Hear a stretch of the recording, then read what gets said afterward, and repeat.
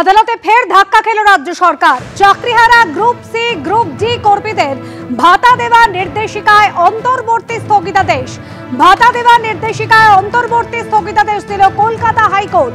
Group C কর্মীদের আগে মাসিক 25,000 এবং গ্রুপ ডি কর্মীদের মাসিক 20,000 টাকা ভাতা দেওয়ার নির্দেশিকা দিয়েছিলেন মুখ্যমন্ত্রী মমতা বন্দ্যোপাধ্যায়। আর সেই রাজ্যের ভাতা দেওয়ার নির্দেশিকায় অন্তর্বর্তী স্থগিতাদেশ জারি করলেন বিচারপতি অমৃতা সিনহা। 26শে সেপ্টেম্বর পর্যন্ত এই অন্তর্বর্তী নির্দেশিকা জারি থাকবে, যতক্ষণ না পর্যন্ত আদালত পরবর্তী নির্দেশিকা দেয়। এর আগে এই মামলার শুনানি চলাকালীন কি কারণে জনগণের করের টাকায় এভাবে আর্থিক সিদ্ধান্ত নিতে পারল রাজ্য সরকার, এই নিয়ে একাধিক প্রশ্ন উঠেছে।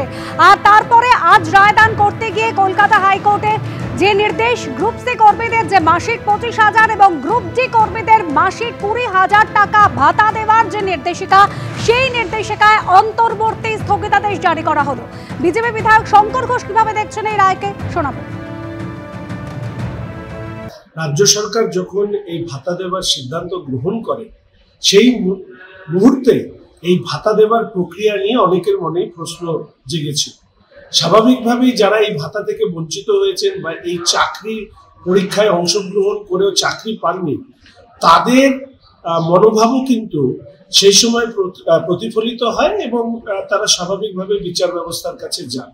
এখানে একদিকে সহানুভূতি, মানবিকতার প্রশ্ন আছে, আরেকদিকে এই রাজ্যের সরকার দুর্নীতিকে যেভাবে উৎসাহিত করেছে, সেই জায়গায় দাঁড়িয়ে এই ধরনের রায় রাজ্যের সরকারের গালে আরেকটি চপটাঘাত বলেই আমি মনে করি।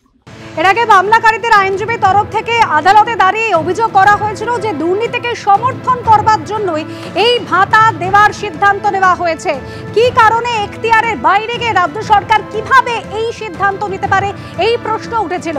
আর আজ যে রায়দান হলো, ভাতা দেওয়ার নির্দেশিকা অন্তর্বর্তী স্থগিতাদেশ জারি করা হলো কলকাতা হাইকোর্টের তরফ থেকে। তৃণমূলে কি প্রতিক্রিয়া, কুণাল ঘোষ কি বলেছেন দেখুন।